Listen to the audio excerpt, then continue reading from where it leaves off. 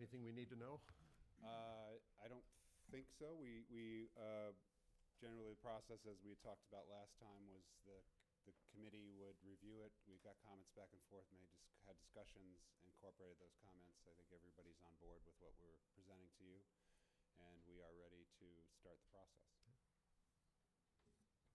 So I had no objection to either one. I have a couple of edits on the RFP, most of which are just proper naming for town boards and whatnot.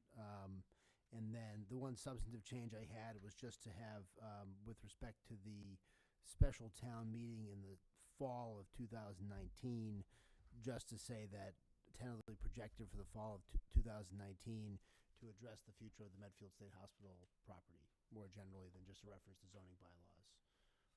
Other than that, I can give you the nits I had on the That'd be great. legal names of boards and committees and whatnot. Other than that, I'm fine with it. Okay, perfect.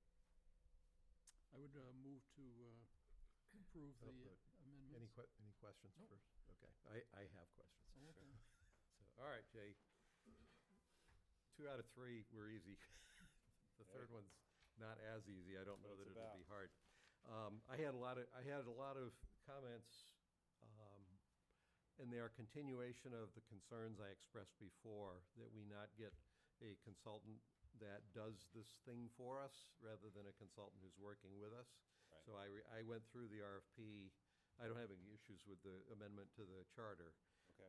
But I do have, so let me walk you through them. Sure. I don't know if you have the RFP in I front of you do. If there. you can reference the page, that would be helpful. So the first is, I think it's page 4 of 30. You're gonna kind of hear a theme, so this is not an editorial thing, this is a concern. If I look down under master plan, strategy, scope of work, and deliverables, the second paragraph, the committee has been established to assist in selecting a consultant to undertake the master plan process and deliverables. Mm-hmm. The word undertake ran a alarm bell for me. It should be a consultant to support the committee in undertaking it. Sure. If I'm beating, if I made my point and I'm beating it to death, just tell me to back off, you get it. But We get it. that was one. The next okay. Keep going. So the next paragraph down, credibility and utility of the master plan process. If you go down to the second sentence, the consultant will be expected to propose an effective public participation strategy. My question is, why are we expecting the consultant to tell us what we need to do to talk to the public here in town? And I had a similar reaction, if you recall, Sarah, with the State Hospital Master Planning Committee RFP number 2, where we were hiring a consultant to run a public involvement process for us. I'm looking at this consultant as someone who I hope has experience in townwide master planning and who will bring some technical expertise into some of the kinds of planning disciplines that are required to get a job like this done in terms of coming up with a practical plan. Public participation in a town like this seems like we ought to, the committee and you should know how to do that. So I'm reacting, what I'm really reacting to is all this, I feel like stuff is just being dumped on a consultant rather than hearing words of collaboration, working with, the consultant will support us as we do this. That's where my alarm bell's coming from. Yeah, and I would say that we did change a lot of language, but there's part of it specific to your concern that said was more like the consultant would be driving everything. Maybe we didn't catch everything, but Okay. we're very clear on we're driving the process. Okay. Consultants, obviously there's been a lot of public involvement in this town recently. Sarah's done a lot. People on the committee have experience with that. What we're asking for is to get a suggestion from the consultants, because they are also doing it more than we are. This is the last time it was done was 1970 something maybe. So they're working in other towns. They may have methods that we haven't tried or haven't heard. So we're asking for some advice from them and taking their experience into account to kind of give us a sense. But we certainly will be very collaborative with that. And if there's something that they suggest here and that we think that won't work for Medfield, we'll change that. And that's part of the kind of scope negotiation and proposal review process and interview process. So that's, I mean, in terms of words, I'm satisfied with what you're telling me, and if it doesn't sound like that's what happens 6 months from now or a year from now, you're going to be hearing me say the same thing again on who's driving the train. I would say that reading this as a consultant is the other way I'm reading this, which is, okay, if I'm a consultant, what is this town telling me they want? And when I see verbs that say they're telling me they want me to do the job, we need to make sure there's an alignment of expectations between us and the consultants, regardless of what we're thinking internally. So that was a concern. And to add to that also, I think, their allocation of resources as it relates to their budget and their number of hours also will tell us something. If they put a lot into public involvement and we think that we're going to be doing a lot of that or guiding that more, then we can allocate it elsewhere. So that's kind of a roadmap for what they're thinking as well. So we'll be looking for that. The comment that I put down at the bottom of this one is, there was a lot here about the public involvement process. And I found myself saying, where is the strategic thinking coming in? In other words, there's talking to the public about what they want. That's a good thing to do. But that doesn't automatically translate into a hard-nosed, pragmatic solution about what we can do to deliver that and what trade-offs need to be made to get that to happen. Right. So as I read this, now I recognize it's an RFP, so it's gone out to the consultant, but what I couldn't find in here was that other thought process of the hard-nosed strategic thinking that says whatever we come up with here, whatever the public tells us they want, we have a way we're going to go about thinking about this stuff in hard-nosed practical terms to get the public as much of what they're asking for as we possibly can, but recognizing in reality this is not just a wish list drill. This is something that I hope if we do it right, it's a real townwide master plan that when we have decisions to make, we actually refer back to that master plan and say, well, that wasn't how we wanted to do that, or that was how we wanted to do it. Yeah. So, okay. Yeah, and I think, it's probably laid out more in the recommendations and strategy section where that's what's going to happen there. We don't talk a lot about how it's going to happen, but it's going to happen. Okay. And Okay. as we said before, we absolutely want this to be a roadmap, something that doesn't sit on the shelf. We have, Sarah's certainly in contact with a lot of folks who have done great plans and that they use all the time, and that's what we want to happen here. Okay. Next page. Again, so these are wording, the very top line, master plan, the consultant will prepare a master plan, and I wrote down the consultant is developing the master plan, or are we talking a pure administrative task here? Yeah. It's just more of the same. I think it made the point, so I don't want to. Yep. I don't want to. It's really both. The wording was ringing the same alarm bell on me a lot. Well, it's really more the drafting, right? I mean, the expectation Yes, that they should build into their budget enough time and money to somebody's got to sit down and write a 200-page document. Right. I mean, that's how I read that by Yes. prepare, is that you can't have 2 hours for editing this. You're going to have to sit down and write some stuff, so you got to put in 100 hours for writing some stuff. So Correct. just to drive my point home a little bit. Yes. But I get that. I hear what you're saying back. I want to give you enough flavor of the words that triggered me that you get it. Got it. Down at the bottom, the bottom bullet, address town issues outlined in committee's charter. It was just a side comment. I would expect that your committee may also uncover issues. Yes. So it's not just a matter of here's the checklist on the charter, let's get this stuff done. But as you go through this, I would anticipate that you'll find issues of your own that just come up in the thought process. So just so you know that's open, it's not just a matter of what's in the charter. Well, and if you look at the last bullet right before that, we put that in there kind of as an all-encompassing, it says plus such as. Right. So as we go through the process, if there are other things, we've left it open that we'd want to cover those. Okay. Then if I go to the next paragraph, the very top line, again, this is just hitting you on words. The consultant will participate in organizing and direct the committee meetings. And I just Yeah. the alarm bell went off again. So I made the point. Okay. Next page. We're not going through the whole thing incidentally. It's just, there were certain pages. And Sarah, this probably is going to go at you. Right under section 4, second paragraph. Municipal staff will be closely involved, and then at the bottom of that paragraph, staff will take primary responsibility for scheduling and posting meetings and will attend meetings as needed. My question, and this one's going at you, Sarah, as the town planner. When we say municipal staff will be closely involved, but then will be primarily responsible for setting up meetings, I would expect you're going to be actively involved in this particular committee. I will be actively involved. Okay, good. I also am actively involved in 5 other committees, or 4 other committees, so occasionally I might not be there. I have to does that influence, so we have a townwide master plan, and you're the town planner. I understand you may miss some meetings. What I'm more interested in is understanding how you're missing those meetings will or won't affect your ability to contribute to this master plan and the way a town planner should contribute. And dedicated to this process. Okay, as long as, so when I read that paragraph, I couldn't tell whether, when it said staff, I wasn't sure what staff we were talking about, and when it said the staff will schedule the meetings, it's like, no, that's way too, Yeah. that's, in your case in particular, that's way too neutral a role to play.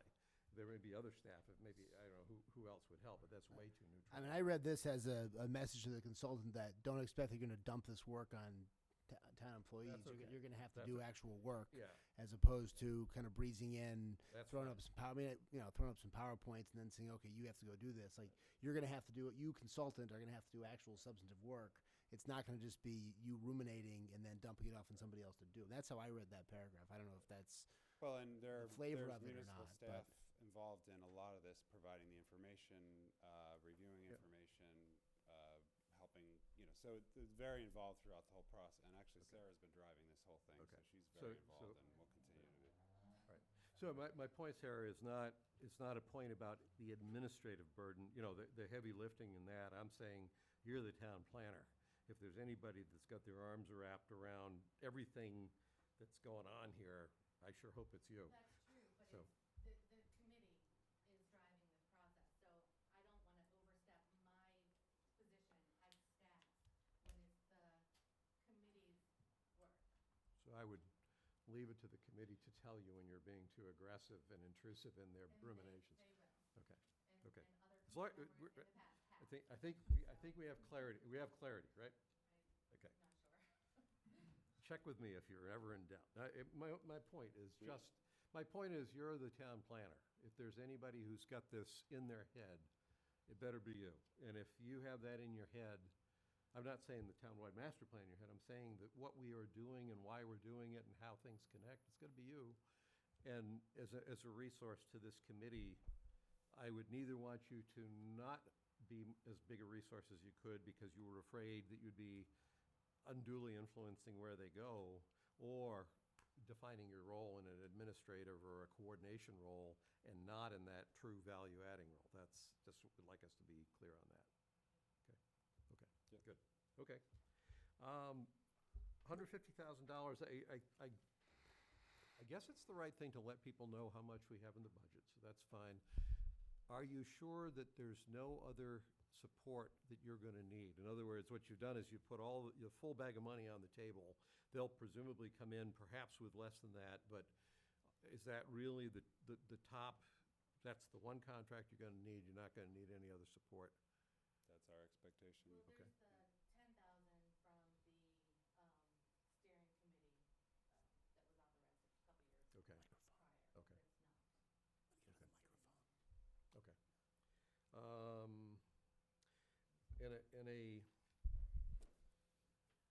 This is being advertised as a firm fixed-price contract. It's not at all clear to me that we have a firm fixed scope of work. And so I actually question, unless there's state procurement laws sometimes that are, but from a pure technical contract standpoint, this should be a time and materials contract with a cap, because you are not specifying exactly what you want this group to do. And I'm looking back to the state hospital, the first consultant we had on the master planning committee for the state hospital, and one of the problems in my assessment of that was we were trying to establish a fixed price contract with a completely amorphous scope of work, and then when the contractor started to balk at some of the directions that scope of work went, we ran into contract problems. But the real issue is it was set up that way, as I read it. So my point is, if it has to, it's fine for it to be cap. And if there's no way to make it time materials with a cap and stay within state contracting rules, which is nuts, I would at least encourage you to recognize that this consultant will not know exactly what this scope of work is. They'll have an idea of what they're going to do, but if they're going to do work the way I would like them to do work, which is in collaboration with the committee, There's no way they can know what the committee's gonna want. So I would encourage you to get out in front of the expectations between you and them, and whether, if it's a fixed price contract, that's fine, but try to run it like a time and materials with an adjustable scope, because they don't, they can tell you what they think you want done, and that's a good way to evaluate whether they maybe know what they're talking about, but you don't have a fixed scope here. Yep. So it's an RFP, it's not an invitation to bid. So you're gonna evaluate them based on whatever criteria. Once you've chosen somebody, there are two ways you can deal with the price term. You can have, put it right out, this is how much the contract is gonna be, and everybody knows that going in, or you can hold it back, go through your selection process, and then negotiate a contract with the successful, designee. If you're not successful with that applicant, you can't reach terms, and you go to the next one. So you do have some flexibility. I like that from an evaluation standpoint, that works fine, but what I'm getting at is the contract form itself, this says it's gonna be a fixed price contract, but given the nature of this work and the fluid nature of the scope, and what you're asking for on pricing is hourly rates, so you're gonna get a contractor who's gonna basically say, well, I expect it's gonna take these people this many hours at this rate, and that's how I get to my price.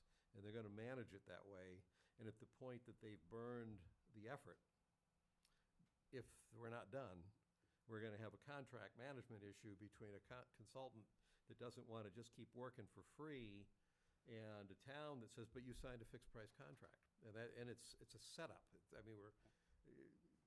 It's the nature of the work that's doing it to us. I'm just saying, you're gonna wanna get way out in front of that in terms of managing expectations with the contractor, or we'll wind up with a situation like we had with the first time around with the master planning committee. Jay, do you have a sense of how these contracts are typically set up for towns that do this? They're all, Sarah might be able to chime in. Basically, it's the same setup for the most part. I think Are they mostly fixed fee, or they're mostly time and materials? there's mostly fixed. Fixed fee. So I think, and I've been involved in all kinds of different ones too, and on both sides. And I think that the challenge is really having a good scope and being clear about, and seeing how they're allocating their hours, as I mentioned before. And also, having faith in the consultant too. They need a good recommendation. They need to do a good job if they're going to do this, so it works both ways. We need to be reasonable with our expectations as well, but firm at the same time. So I think once we get whoever it is on board, we're going to have a discussion, negotiation, and we're going to look at the scope and how they've allocated it. And if it looks good, or if we have any questions, we're going to make some adjustments, then I think we will do that. And that's certainly a concern with every contract. But I think our eyes are wide open about it, and we've got enough people who are experienced at this, so we'll do our best and hope for the best. Will we know the allocation before we sign the contract with them? We'll see there. Yes, we will. So if we think they put too much time, because the other side of this, Gus, is that some of what the consultant hopefully will bring to the process is a measure of discipline and experience, and having done this in other towns, and that with any committee or public process, people may have all sorts of great ideas, and you're at the beginning of the contract, and you may feel like, hey, let's head down this particular road or this sort of flight of fancy. And part of the value of the consultant should say, look, that's a terrific idea. I'm going to tell you up front, there's a low probability of being valuable, and you might not want to spend 50 hours of our time on this really cool idea that somebody threw out at a public meeting because it sounded great. Mm-hmm. And so, I'm definitely biased towards fixed fee contracts versus time and material contracts, in the sense that if you know that the end of the day it's a deliverable of a townwide master plan, which is, this is not a unique document. Mm-hmm. I think that would provide. I think one of the issues with the hospital is that the end game wasn't defined at the outset. There was not a very clear mandate from the Board of Selectmen. There was a lot of discussion and concern about what exactly you were trying to do here, because this is something that has a statutory definition. It has something that has a fair amount of regularity. There's hundreds of them in existence in Massachusetts. I think a lot of that discipline will come from the fact that while within the scope of the town, we're going to try to be creative and clever and strategic and all that, that this is not something that we're being asked to do without much guidance up front, and with an undefined process, in the way that the hospital master planning process was undefined. So the very thing that makes you feel more comfortable with this is the very thing that makes me not comfortable with it. And what you just described was, well, this is prescribed on what it needs to be done, and we have a defined deliverable, and therefore it's predictable, and I agree. If we were handing something over to a contractor to produce a townwide master plan that met the administrative requirements of the state, so that we could have a document that said, see, it says townwide master plan, we'd be right. The issue that I have is twofold. Number one, when we first started talking about funding this, one of the comments that came from somebody in the audience was, don't go hand a contract to a consultant to let them go off automatically to produce a master plan. The town shouldn't spend $150,000 to get a mechanical plan produced, and I totally agreed with that.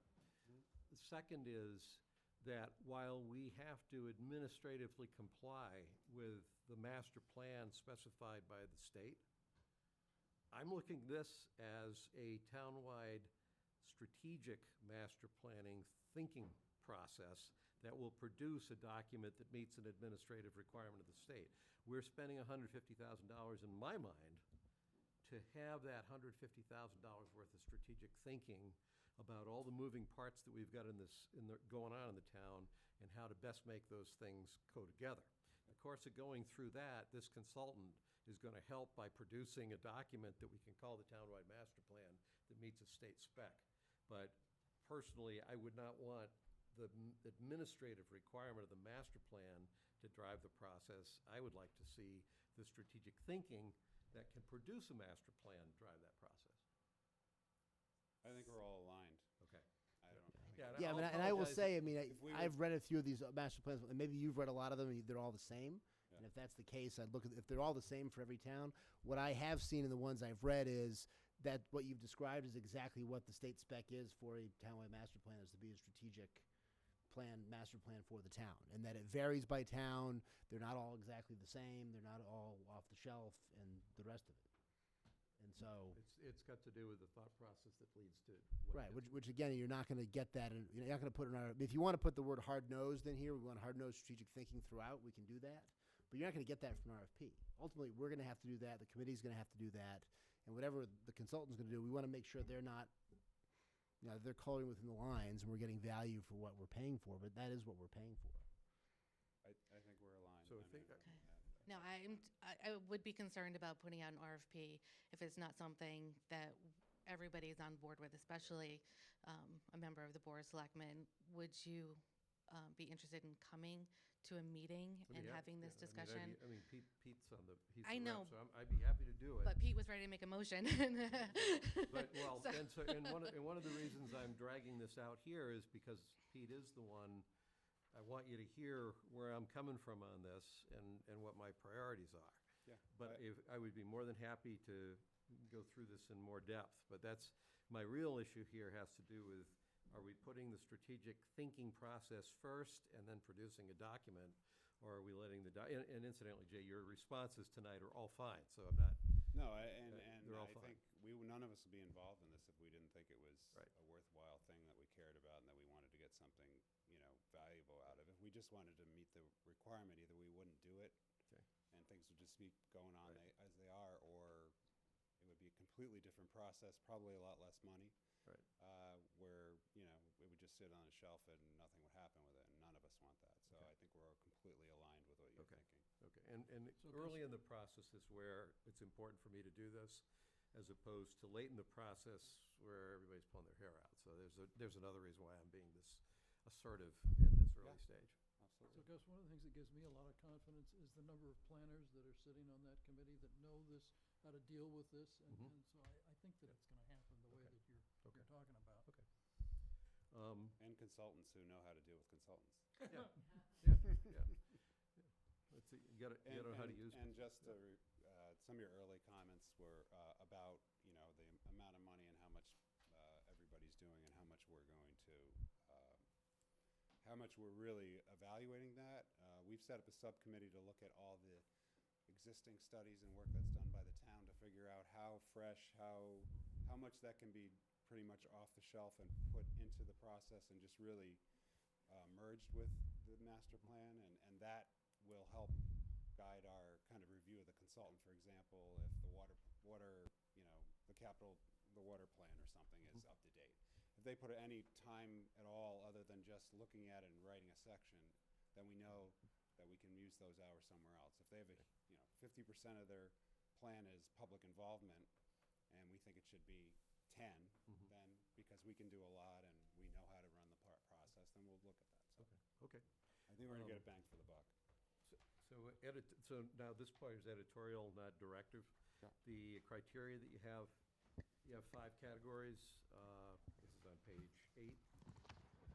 Number 2 is the general qualifications of the firm, and number 4 is the experience with similar projects. I'm guessing that the first one is just firm-level stuff, and the fourth one is the particular people. But those two things are very close in my mind. And the thing that was missing, and again, recognize my hot button, was the absence of words that made me sure you were talking about collaborating with the consultant. But I would have had I would have thought of a fourth one around, evidence that you have been able to work effectively with committees like ours. So don't change it if you don't want to, but that was my reaction to that. Yeah. Is 2 and 4 were so closely related, you could free one of them up. I think one is more the general, how much master planning experience do you have? The second one is specific to towns like Medfield, for example, and are the people that you're proposing, have they worked on those? And I think, we're gonna be very collaborative, and I think communication is gonna be huge as it relates to a whole bunch of things. Your schedule and scope issues, your contract issues. Without being overburdensome, we're gonna be wanting to be in contact with them and direct them versus just kind of sitting by and waiting for them to come and present things. But doesn't 3 answer your concern, Gus? Because it talks about the background and track record in promoting and sustaining a high degree of participation by stakeholders. No, that's the public involvement stuff. I'm talking about working collaboratively with the We committee also itself. are requiring references from each one, so and Sarah can find out other things too, I'm sure. So we're gonna really check into it. So the fundamental question there was, how are you evaluating the consultant's ability to collaborate with the committee? That's what I was asking. And that's it. So we'll leave it at that. I appreciate the responses. My main point, I did react to some of the words that were in here because they weren't giving me the reassurance. Sure. Your comments have given me the reassurance, so. Okay, good. Good. Okay. So I would move that we approve the charter as amended. Second. All those in favor? Aye. Aye. Thank you, Jay. Thank Thanks, you. Jay. The RFP? And the RFP. RFP with comments? Separate, let's make that a separate Motion. motion. I would move that we approve the draft RFP for distribution. Second.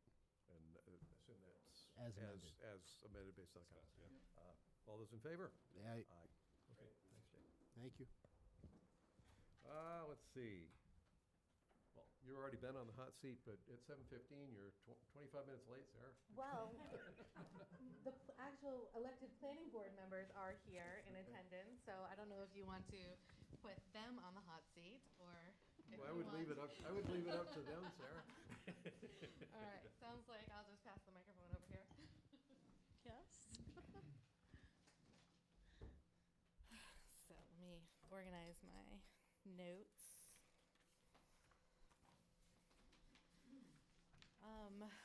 Article 23 is a package of zoning amendments related to multifamily residential dwellings in a portion of the RU zoning district.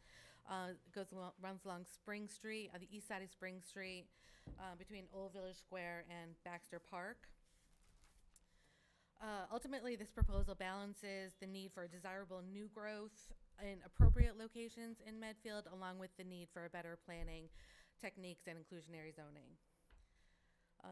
It's in multiple parts and it may seem complicated, but there's different sections of the zoning bylaw that each part relates to that need to be tweaked in order to make it work. So they're packaged together in one up or down vote. So we don't need to have multiples, run the risk of something getting approved and not working.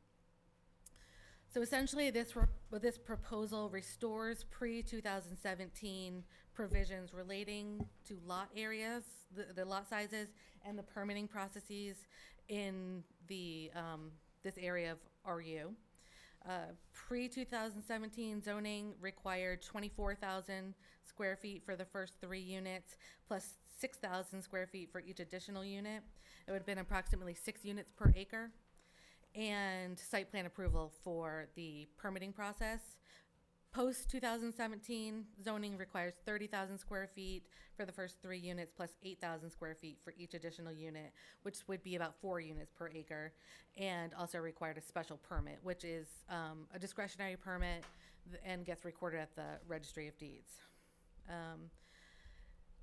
This proposal also includes additional review criteria that did not exist in site plan approval, but stem from site plan approval requirements in 2017. So it reviews a development for its impact and performance and general site plan characteristics. All other dimensional requirements for the district remain the same. And there's no changes to single or two-family dwellings for this area. Essentially, the planning board took this up as a response to a group of residents from the RU zoning district, from this area, in 2017, that suggested that the planning board not include their neighborhood in the suite of changes in 2017 because they're actually appropriate for multifamily developments, being surrounded by them, Old Village Square, Maplebrook, and Woodland condominiums, and also being bounded by 27 and the railroad tracks.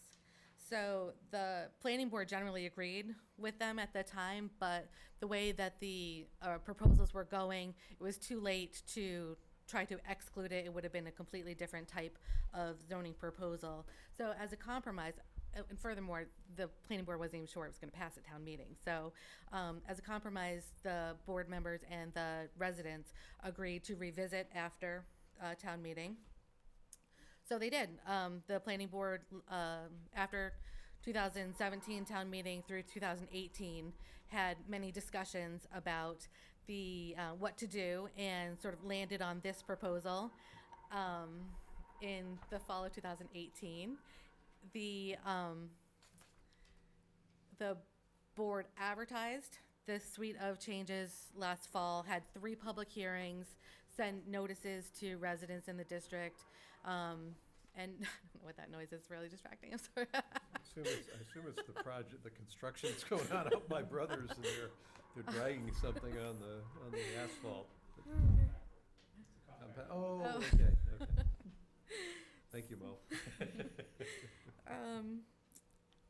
So essentially, I mean, that's the evolution and the proposal. So be happy to answer further questions, and I know that some of the proponents are here tonight as well. I don't have any questions.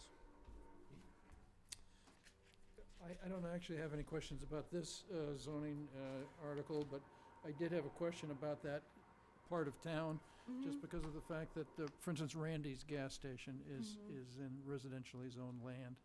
And shouldn't we be looking at that at some point to decide whether that's really a residential zone? Or I think that's, in the long run, we should be looking at those sorts of things to see if whether our zones are laid out properly, especially around the downtown. Noted.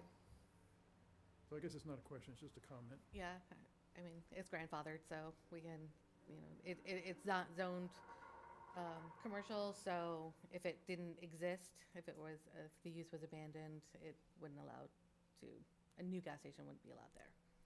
Right. But yeah. That's actually an issue that your master planning committee Can look at, yeah. look at and should properly be looking at those kinds of strategic Right. planning things. And I don't think I had any comments either. The way I looked at it was, you had some people who owned some property.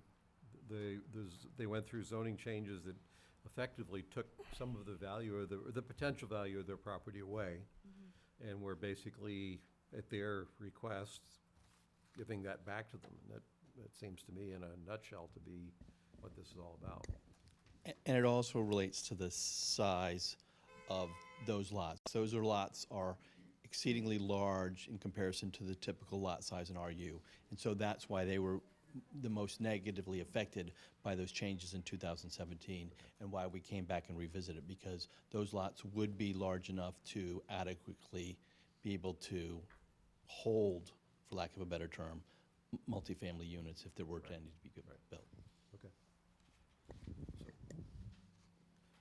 Thank you, Sarah. Okay. This was a lot easier than the other one. Had a year to be working on it. Thank you. Thanks for coming. Okay, next we have, Sarah actually made up a fair amount of time for you there, Mo. We're only running 15 minutes behind now, but Mo to come and talk about the proposed policy for transfer station stickers. Good evening. Come May 1st, a week from tomorrow, we are looking to put our transfer station stickers for the next 2-year period online for purchase. So before we do that, we want to make sure we cover all the options that we're looking at. There is a concern about, and what we want to kind of put into a policy, a lot of the vehicles that go into the transfer station are garaged here in Medfield, but there is a good amount that it's not garaged, whether it's their first vehicle, second, third, or fourth. If they're not garaged here in Medfield, the town doesn't collect any excise tax and doesn't get any benefit from that. We'd like to propose a small fee to cover some of the costs that they don't give to the town, $25 increase if it's a non-garaged Medfield vehicle.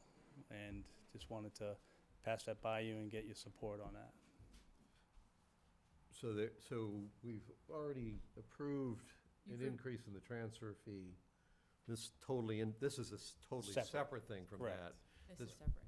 So one of the issues that comes up is we've been dealing with these on a case-by-case basis, and it really called out for the need to have a policy. And we're finding more and more, especially on the second car, where the first car in your home is principally garaged in Medfield, but you may have a summer home, a home up north, and you have a second car that you keep there. But occasionally you bring here and you want a sticker. In the past, we've been denying them the sticker on the second car because they don't pay excise tax here. What Mo is proposing is that we give them the sticker, but we collect a fee, basically in lieu of that second car being principally garaged here. So in essence, would bring more revenue than not allowing that car at the transfer station. Makes sense to me, because otherwise, presumably they're gonna get the trash to the transfer station anyway. So you're having probably the same amount of trash, but you're collecting an extra fee for the second car. So it prevents abuses that you might have and all of that, so I have no problem with it. It makes sense to me, too. And I guess the thing that I would ask is $25 the right amount? I mean, Well- we go to these regional selectmen's meetings, and Gus and I were at one last Thursday, and people there were talking about their waste. Most of them are doing pay-as-you-throw, it sounds like. And they were talking about people spending $250 a year, I think, to participate in the town's transfer station. Although some of them had curbside pickup too, so it was a little hard to figure out the pricing that they were throwing out. Right. It was Holliston, Hopkinton, Medway, Millis, and I mean, these people, everyone has an address in Medfield that we give a sticker to. So it's not like they don't own a house here and they're not paying taxes to the town. So we're not looking to hurt anybody in that respect. But there's a lot of vehicles that are from out of town, out of state. People get, when people using the transfer station, they get the wrong idea that people are coming in and we're not aware of that. And it's just, with the excise tax, the town could collect anywhere from $500 to $1,200, and $25 is a nominal fee, but it just could deter from not having a garaged vehicle. I mean, does this apply to leased vehicles at all? Do they it come up? does. For leased vehicles, we expect the excise tax to come in. It's being paid somewhere else, and we do want it to come to Medfield. Right, we make them change with their insurance company that it's principally garaged here, so then the excise tax will come here.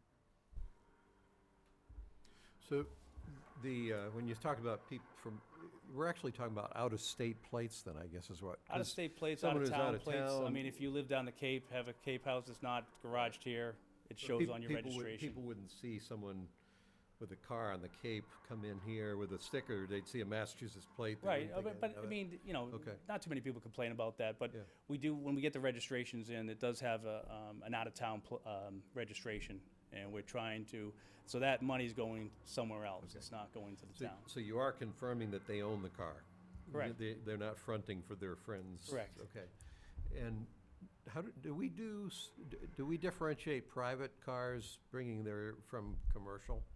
We do allow commercial for residential only. So some residents have only a commercial vehicle that they use. It's their work vehicle. We make sure that they only take in residential trash, their own trash for their own property. They have to own a property here, Okay. and they have to bring in. And we enforce that just by the people at the transfer station? people at the transfer station. Keeping their eyes open? Correct. Okay. And they're Good. pretty good about, approaching them and making sure that it's not a commercial where they're doing multiple properties and bringing everything in, and how many times they're coming in as well. Well, and actually where I see that, and I don't mind, I'm just curious how we control it, is in the where the branches and everything, landscape, some people have landscape trucks that'll Right. show up there. Right. And it's going, gee, And our you know, guys do approach them and do question them pretty good, and they know who's coming in and who's not Okay. going in. So there's no differentiation on the tipping fee for a commercial weight vehicle from a private. I mean, one part of it is, well, it's actually it's the a transfer composting station is thing. for residential only. So Oh. we don't allow We don't allow commercial. commercial. So when someone comes in with one of those big landscape, they're not always big, sometimes Right. they're a dump bed, it's a dump I truck. mean, we can't control everything, but we try our best to, we have the same people down there, and they're pretty good about, talking with people and trying to straighten things out, little by little. I mean, we're not gonna catch everything, but the more we try to do, just to, Mhm. so we're not paying for everyone's out-of-town trash and things like that. Okay, so basically what you're saying is if it's a resident of the town who has a car, for whatever reason, principally garaged outside the town, Mhm. but it is their private vehicle or leased vehicle, we'd put a $25 surcharge on a transfer station sticker, and we'd basically be getting one more sticker from those people than we can right now, because we won't give out a, Correct. okay? And it's not just residents. I mean, the instance that I'm aware of is someone who has a summer home here in Medfield and couldn't get a Right. sticker because they didn't technically live in Medfield, even though they had a summer home here. Okay.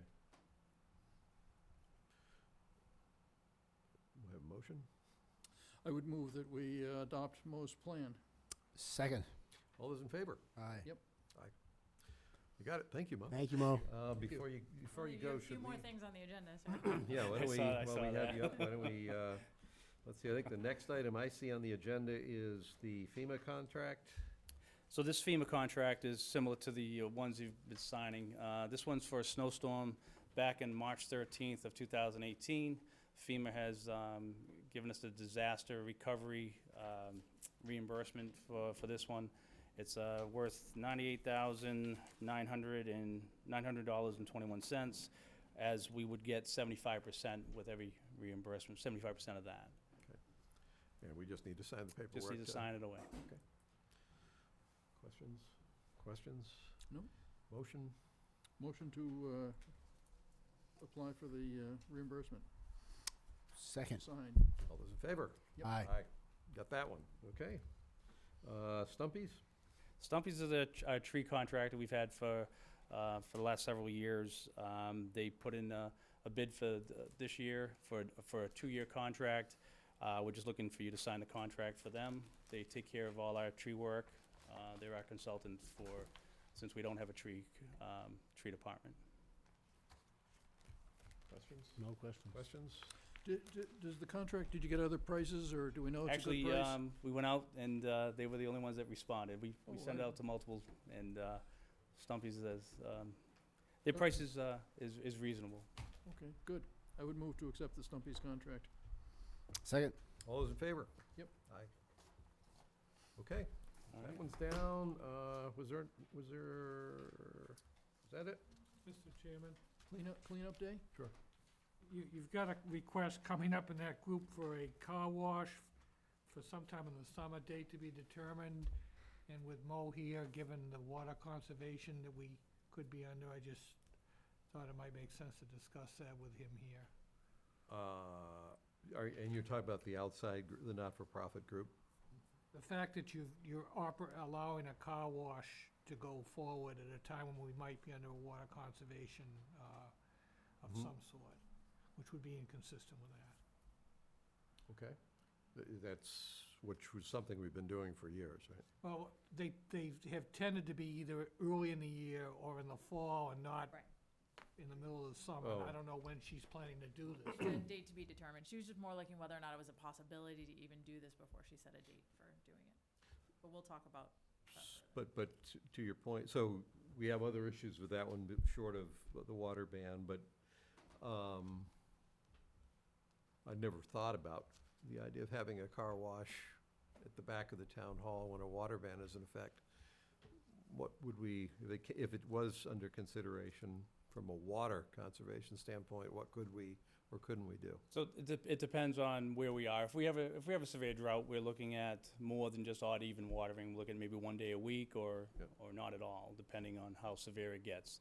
Right now, I mean, with all the rain and everything, we're in pretty good shape, but that could turn very quickly. It did last year as well. Yeah. We go by stream flow in the Charles River, so once the stream dips under a certain amount, then we have to kind of put in some kind of conservation efforts with DEP, which constitutes a water restriction. So if we did have a car wash that we approved in the middle of the summer when we were under the more traditional odd-even ban, Mhm. and the town hall is at 459 Main Street, the weekend day that we could approve it for would be the odd-numbered weekend day, is what we're saying? You could make it conditional. Okay. I never thought of that angle before, but that's, I'd be way more concerned about a case where you've really seriously got a serious water restriction in place, and you're allowing a public car wash. That would That's- be yeah. way more Yeah, of an yeah. issue than No, which that's right. side of the street You're right. it is. Could I suggest that we ask Mo to come up with some sort of suggested policy for us that aligns with whatever the drought conditions are and the So- water bans that were imposed by DEP? I'm glad you so said that, because we've worked on that. We are putting in a tier system, a 5-tier system that we have that explains everything, what each tier represents. Tier 1, which we would be in right now, where You're talking no about water restriction tiers? Correct. Yeah, Yeah. great. So we are looking, we have that in our water rules and regulations right now.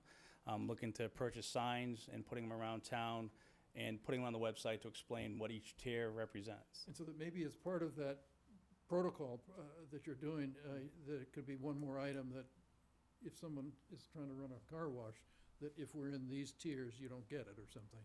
So that, if you're looking for a car wash in July, just be aware that if we're in a drought situation, it may not happen. well, we'd probably be operating under the same restriction out of the town hall as they would be operating out of their home. So in Correct. other words, if you can't wash your car, then we can't run a car wash. There wouldn't be a point where our behavior would diverge from that. The only thing that we do that's, if we are in a restriction, we still want to do a flushing the hydrants, because that's important for the quality of the drinking water. So it's not that we're trying to waste the water, it's just that, we do need to clear the pipes and the hydrants, and it's an important part of our service. So that's the only thing that we would be doing with the water that's outside of a restriction. Did we ever figure out the flushing hydrant issue down on Pleasant Court, where the flushing was difficult to do or something? Yes, we are looking to replace that this coming spring, late spring, early summer. Oh, good. So that's already in the plans. Can we get a microphone and identify yourself and address? Laurel Scotty, 10 Green Street. No lawn has to be watered every day. Why don't we just automatically do every other day odd even watering? Because the sprinkling systems that go on, they go on in the rain. We agree with you to a point there.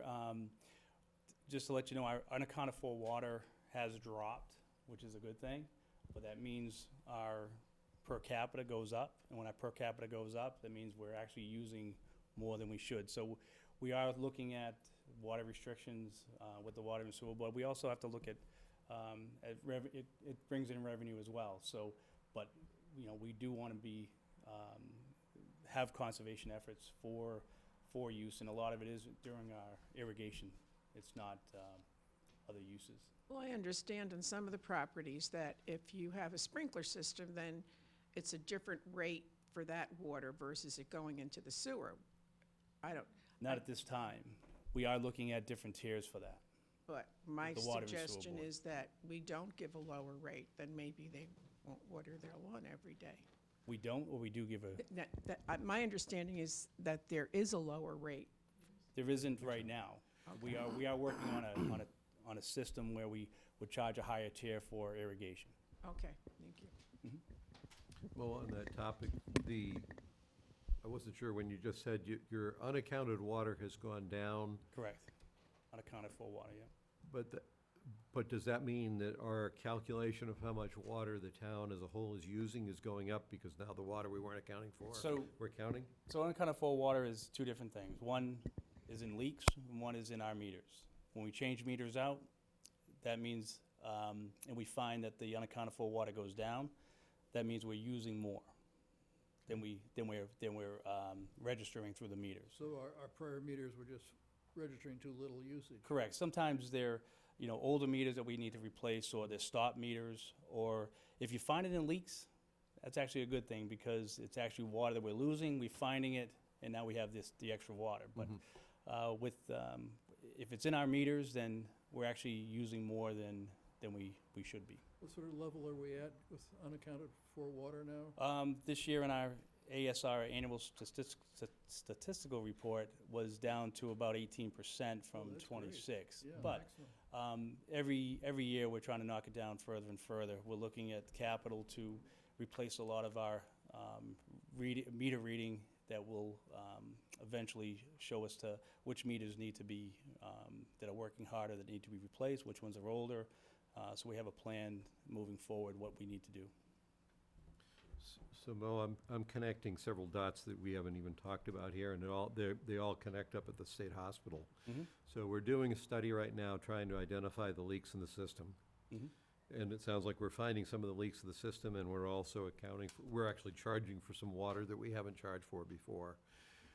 Is that overall, maybe you don't know the answer to this question yet, is that study pointing us in the direction of telling us that we are using less of our licensed capacity as a town? Or is it telling us we're using as much as we think? Or, is our problem around the ceiling on our water usage as a town getting worse or better? I think personally, the issue I feel is in the irrigation. I think we're irrigating much too much in the town. Okay. I think that's one of our biggest issues.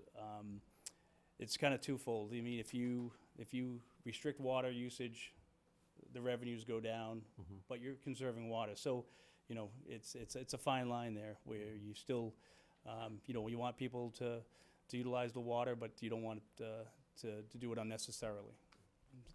So then the next dot is, the way I'm looking at the state hospital right now, we have an infrastructure issue on the state hospital site. Yep. We gotta figure that out. And then we have a potential infrastructure issue on Hospital Road to simply connect to the infrastructure on the site around its capacity. And I don't think we have any greater insight into that yet, because we're working the water leakage issue first, right? If once the unaccounted for water goes down even further, we're going to find out whether or not it's in leaks or in the meters. Okay. Like I said, if it's in the meters, that means we're actually using the water, and that means that we're using too much, that we need to do some kind of conservation to bring that usage down, which would free up water for other uses. Okay. What you didn't just say there is that there's not a physical limit on the capacity of our water and sewer infrastructure on Hospital Road Correct. to support. So there's not we don't have a bottleneck there. If we develop something up at the state hospital, we're not gonna wind up with a bottleneck on Hospital Road, even if we figure out how to answer the question on the We only have a property. certain amount of capacity that we can pump out of our wells through Right. DEP. Yep. Once we get unaccounted for water under control, if we get our conservation under control, we can ask DEP to raise our pumping capacity. Yep. But it also has to do with our wells that can produce enough water for us, which we're looking at a water treatment plant, we're looking at a lot of different options. So things are moving forward. We're doing the right things to figure all that out. Okay. But Okay. I don't have any concrete answers for you today. Okay. And I guess the last thing, seeing as you're there and you're on TV and you're broadcasting out, do you have any messages for this weekend's townwide cleanup that Yes, you'd I like do. to share? We are doing a 2-day litter cleanup around town, and we're asking the town to, we're looking for volunteers to help us out Saturday and Sunday, 27th and 28th, from 8 in the morning till 3 in the afternoon, or whenever people are available to pick up litter. We have bags, we have gloves at the DPW office in this building down at the basement level to hand out to any groups, individuals. We're trying to keep most people off the main roads into their subdivisions, the neighborhoods, the churches, the parking lots, the town buildings, schools, things like that. We had some interest with a Boy Scout group, a running club, the church. Our DPW staff will be out on 27 and 109, trying to pick up as much trash as they can on those 2 days. So we're still looking for as many volunteers as there are in the town. We're going to have people here in the parking lot downstairs on Saturday and Sunday from around 8 o'clock in the morning till 1 in the afternoon, handing out more bags, giving out more areas if people wanted to come in last minute. So, Is there a time this week that it would, from a planning standpoint, if people are interested in volunteering, is there a time this week that it would be helpful to you all to have them let you know that they're planning to show up? any time would be appreciated. And the DPW will be going around, so when the bags are filled, leave them by the side of the road, we'll know the locations, we'll go out there, pick up the trash bags, bring them down to the transfer station and dispose of them. And anybody that wants to volunteer can just show up on Saturday or Sunday morning? If they want to sign up earlier, that'd be great, so we can give them a location, but they sign up there, we'll have people downstairs that will accommodate them, and it would be, like I said, it's greatly appreciated. And you want them to come to this building, or? Please, yes, Okay, not the no. garage, okay. And if they're signing up this week to let you know they're coming? Yep. How do you want them to get in contact with you? There's on the flyers all around town, on the doors, it's the DPW main number, and then they can just pop into the office, and the ladies downstairs would take good care of them. Okay. Very good. I think we're Thank done you, with Mo. Mo. I think he's got one more. Arbor Day. He's got Arbor Day. Oh, I forgot. Yeah. So this year, instead of doing it in December, It was a lovely December day to do Arbor Day. It was. We got lucky. We're trying to do it on Arbor Day from this point forward, which will be in April. And this year we're looking to plant trees at the center on Ice House Road. Spoke to Roberta. She's got a couple trees for us to plant. We're going to plant them there and have a ceremony there, and like all of you to come. Anybody who'd like to show up, it's going to be at 10 o'clock in the morning in the parking lot there. And I know there's a proclamation to be signed tonight. It's going to be this Friday, April 26th at 10 a.m. at the center. I saw you put my name on this flyer. When I saw that, I said, all right, I better sign up to be sure that I'm there, so I'll see you at 10 a.m. When you're the chairman, that's what you get stuck with.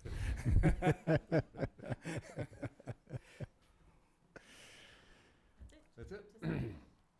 Do we have a motion while Mo can witness it, that we are going to sign the proclamation for Arbor Day? So moved. Second. All those in favor? Yep. Aye. Got it. Thank you very much. Thanks, Mo. Thank you, Mo. Thank you. Let's see. It's a lot of work. I jumped over citizen comment. Is anybody here for citizen comment? Okay. I don't know if they've stuck it out for the last hour and 10 minutes. It was more than a comment. I think if you can take up Mayrock, I believe you have Sarah and a representative of Mayrock here, so if you can take up Mayrock next. Okay, that would be- why don't we do that?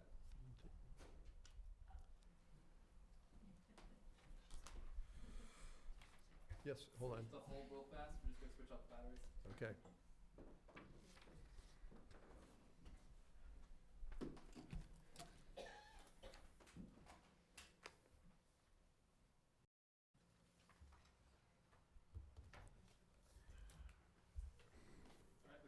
Okay. So this Mayrock item is technically an administrative item, since you made a vote to approve the project at your February 19th meeting this year. So the completed application is in your packet. It has all of the supporting documentation, a draft letter of support for your signature from the chair of the Board of Selectmen. The application cover page has a signature block for the chair of the Board of Selectmen and the chair of the Affordable Housing Trust. And then you also have a memorandum of understanding that has been worked on and agreed to by the parties, but I've recently learned that there's 2 items that have been omitted, so it needs to be revised. So You don't want us to sign this one then? no, 2 items need to be included in the MOU. One has to do with potentially having to relocate and access for the development pending any engineering of the West and 27 intersection. And that was discussed at your meeting in February. And then the other thing is barring any objections to development on the former landfill, the solar installation. So I took Mr. Coolbrith, this Ed Coolbrith, you may remember him from your meeting in February, took him aside and explained that those 2 items still need to be included in the MOU, and he talked to his partner, and I don't want to put words in your mouth, but agreed to those things. Ed Coolbrith, Mayrock Development. I just had a discussion with my partner, Bill Lane, after I spoke with Sarah, and yeah, we don't have an objection to development. I think she mentioned solar panels on the landfill. And neither would we have a problem with the entrance if the engineers think that that's the best move. Our only concern with that would be we wouldn't want to infringe on any wetlands. So other than that, we have no objections to either one of those items. So, I mean, could we then authorize, because I think the MOU is just Gus to sign. Yeah, I would just So can we authorize him to sign it? It's all of us. We can revise that too. Okay. I mean, if or we can necessary, authorize ourselves to sign it and just come by and sign it once those are added. Sure, administratively. So we don't have to put it Okay. on the So agenda we'll again. approve, we won't sign this version of it tonight, but Right. we'll do it after the fact. Right. Yeah. And we can approve and sign the LIP application. Then we could expedite it to get it to the state. That'd be Okay. great. Thank you. Yeah. So we can sign the LIP application. And the MOU is just between us. Okay. I don't think that goes to the state anyway. No. So we can get the state application done tonight and Awesome. signed and all All right, that. awesome. Thank you.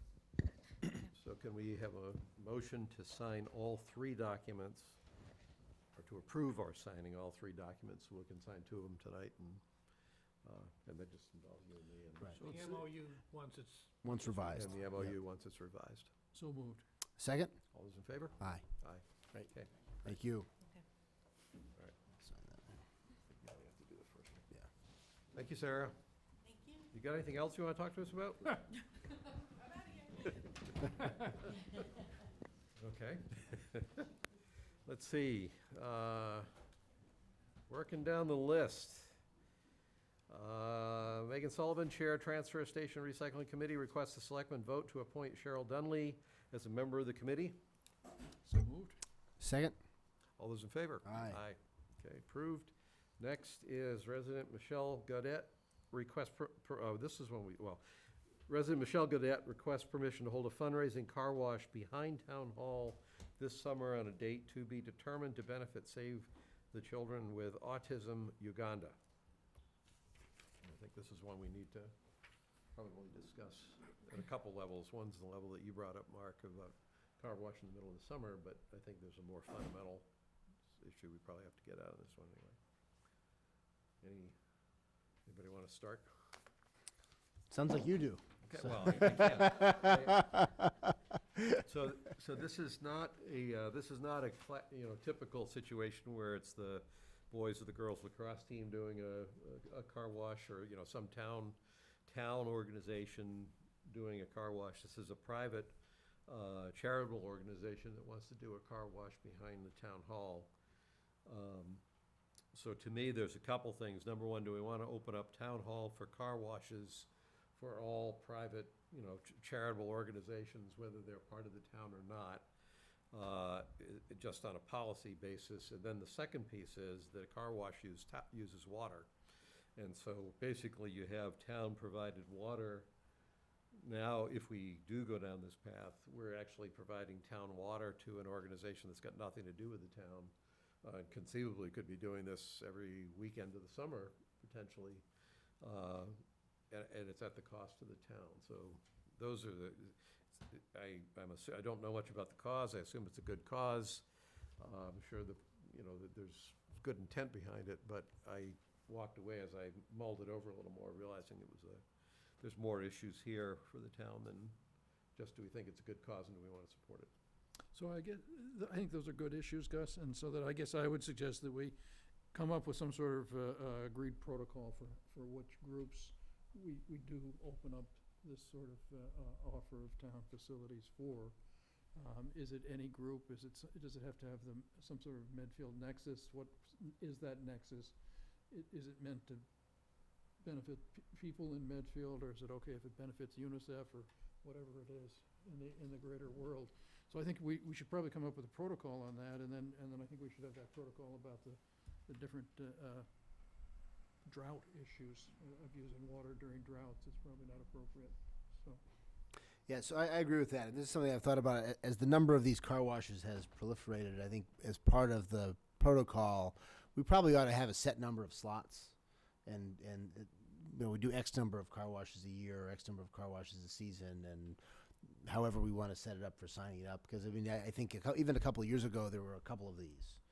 And it was barely noticeable. And I think the numbers have increased. Mm-hmm. And to avoid kind of being arbitrary in how we hand out the slots or allow them to do it, and even whether town hall is probably a good spot for it. But I think we need a policy on it and a protocol on how it works. And so I agree with that. And I will say that I didn't.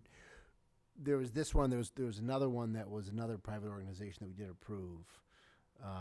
Within the last 6 months, and I didn't focus on it at the time. It struck me as a little bit odd, just that there was not a set. One of the churches. There was one of the churches. One of the churches, yeah. I think it was the UCC church, I think. Right. And so it struck me as odd, and I filed it in the category of this is something we need a policy on. And there's a lot of things in that category, and so we can't do every policy at once, but I think this is something we need a policy on. And I think as part of that, working with Mo and just given the resources of Town Hall, is this the kind of thing we'll allow, 2 a month from September to November and April to June, and that's it. And if you want to do it, here's get your request in by this date, and we'll pick out of a lottery or whatever else it is, right? As opposed to kind of picking and choosing as they come in, or leaving it to Evelyn to be the gatekeeper to decide whether she likes baseball rather than lacrosse or whatever else it is. And so I think we should have some sort of protocol on that, and I think that we can add that to the list of things. Not a complicated one, but one that's kind of clear and easy to administer and doesn't run the risk of kind of favoritism one way or the other. Yep. And it's interesting from an environmental standpoint, probably going to the car wash is a lot more environmentally sound. It's like using a dishwasher to wash your dishes as opposed to running the water. You use a lot less Just water. recycles in a car wash. Yeah. And they've got the collector at the exit. So with regard to this specific request, first off, there was not a particular date, so it would have been hard to approve it anyway. It sounds like we would defer action on this pending the development of this protocol. Yep. And also pending a more specificity on exactly what the request was anyway. Does that sound right? Yep. Yeah. I don't know what the cost for the water usage is. Maybe it's de minimis, but if it's anything other than de minimis, that's something that needs to be taken into account as well, because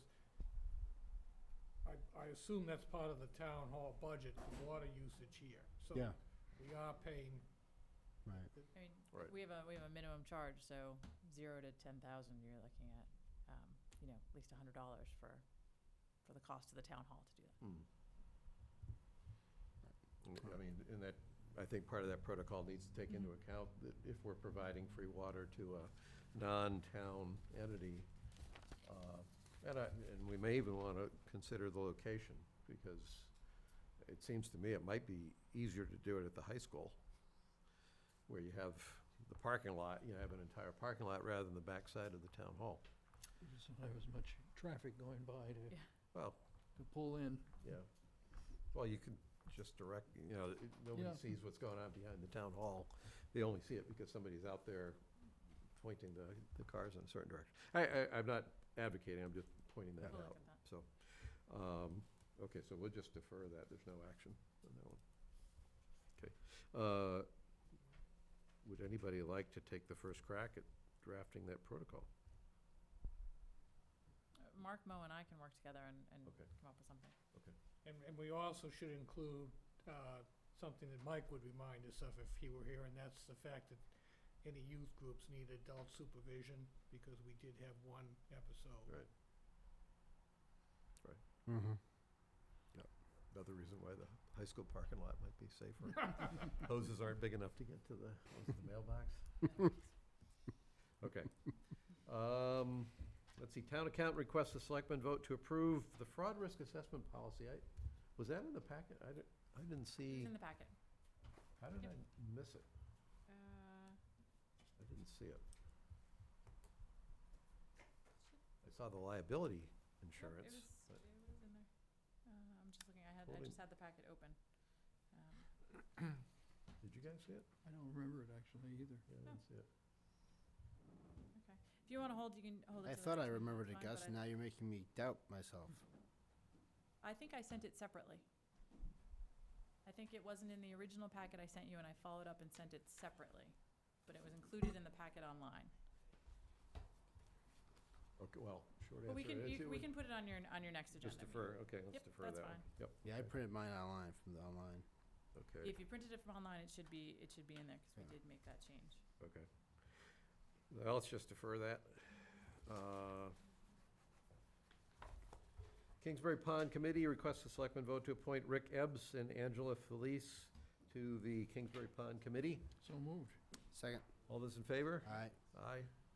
I would just make an editorial comment. Both their backgrounds and the involvement that they'd had with the Kingsbury Pond caught my attention as just being it's really nice that we have people in town that have those kinds of capabilities and those kinds of interests, that have that kind of willingness to be on a committee like that. What a nice facility that Yeah, yeah. gristmill is. It's Yep. really a very cool place. Yeah. Nice. Town, I thought so. You know, it was in the, I thought I had looked at it. I didn't get mine offline. I did it off the email and I didn't see it. Town administrator requests the selectmen vote to sign the solar installation contract. So this is the second piece. You've already signed the solar maintenance contract for once we actually install them. And Yep. this is for the installation of the 346 fixtures. Yep. They were delivered about a month ago. Mo is anxious to get them installed and out of the town garage. So these are the LED streetlights? These are the LED streetlights. So as soon as you vote to sign the contract, and the copy of the contract has already been signed by the company, then they will begin installation immediately. And that was about a $15,000 contract. right? Correct. Yep. And that's because we have a grant from MAPC, which offsets, I believe it's 30% of the cost. MAPC did the bidding on the project, and then there's 5 towns that are doing individual contracts with the provider. Actually, our original date, I believe, was May 1st to complete the project or lose the money from MAPC. Amy Colleran was able to get an extension through June 30th, but they are anxious to get started on the project and get them installed. Okay, I would move to sign the LED streetlight installation contract with solar. Second. all those in favor? Aye. Yep. Aye, okay, it's done. Next, second page. Let's see. Town administrator requests the selectmen vote to sign Abacus contract for Parks and Rec feasibility study. This was actually awarded back in the fall, and they have already begun the work with the Medfield Permanent Planning and Building Committee, and I just did not get a chance to get the contract put together until recently. So, and Mark has reviewed the contract with Permanent Planning and Building. It's like a 100-page contract. It's a long contract. No, those are specs. I included the whole copy of their response, which was 84 pages. Questions or comments? Yeah, the contract itself isn't that long. Oh. the attachments. It was the attachment. Right, yeah, right. I would move that we Well, sign. let's discussion first, because I have questions. Okay. You don't? Okay. So, just so I understand, the contract is already underway. We just didn't get the administrative stuff done, so we're signing the contract after. I'm just curious from a legal standpoint, does Abacus understand they're running this contract at their risk, or? I have no idea, but that's the law, so. They do. One of them is actually a Board of Selectmen in, I believe, in the city of Brookline, and he was aware that there was a chance, but we were anxious to Okay. have them start the work He was immediately. trusting us that we He would sign was the trusting contract. me that I Okay, could get it done. okay. Well, then I guess we better sign it if he was trusting you there, Christine. Couple questions. Do we have a preliminary projection for the cost of this facility? No, that's what you're gonna get from this project will be part of that as well. Okay, well, so I don't think anybody from Park and Rec is here, which is maybe too bad. There are 3 proposed sites. What are they?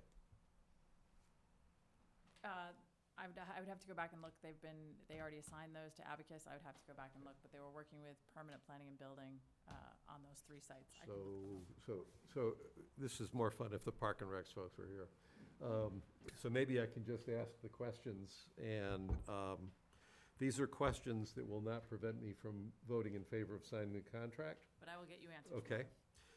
So the first thing is, there's 3 sites they're looking at. Which sites are they? Who selected them, and was the MSH site included? I will get you answers to all of those. I Okay. believe I know the answers, but let me talk to Mike Quinlan Okay. first. Next question. If you have if you have the document, this may be easier, or I don't want to lose this because these are my questions, but paragraph 3 says programming meeting to walk through and observe existing facilities, review shortcomings, analyze program options, establish programming priorities. My question is why? The Parks and Rec they did a preliminary study when they came up with the plan for what they thought could go in down south of Hospital Road. And what I'm reacting to is, this is a contract, I think, to do a feasibility assessment of a facility, but I'm reading things in the statement of work that involve defining what the overall purpose of this facility will be. And I would expect that Parks and Rec would go to a contractor and say, here's the things we want to do with our new facility, here's the programming that we have in mind, here are the 3 sites, tell us whether these are feasible sites to put up an appropriate building to serve this purpose. And instead, what I see is we're walking around figuring out what the programming ought to be, which actually it genuinely came as a surprise, but I don't understand the scope. If we're doing technical feasibility studies on a building that apparently doesn't have a defined programming purpose.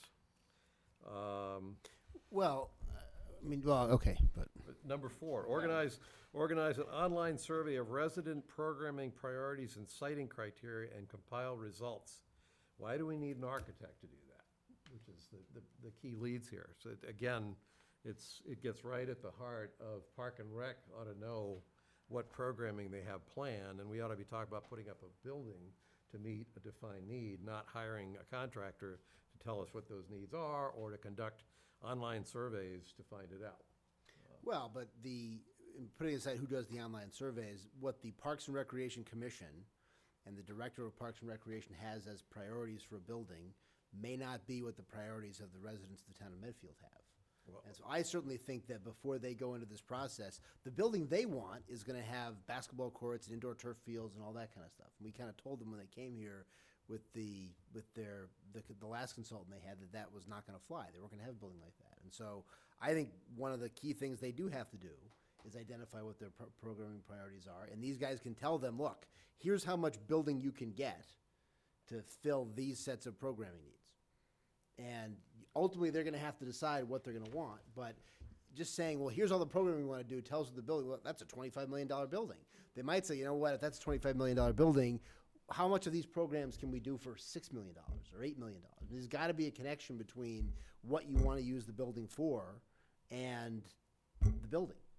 You can't just say, here's everything we want and give us a building. I mean, that's not a reasonable way to approach I've lived here since 1995. Parks and Rec has wanted a facility since before that.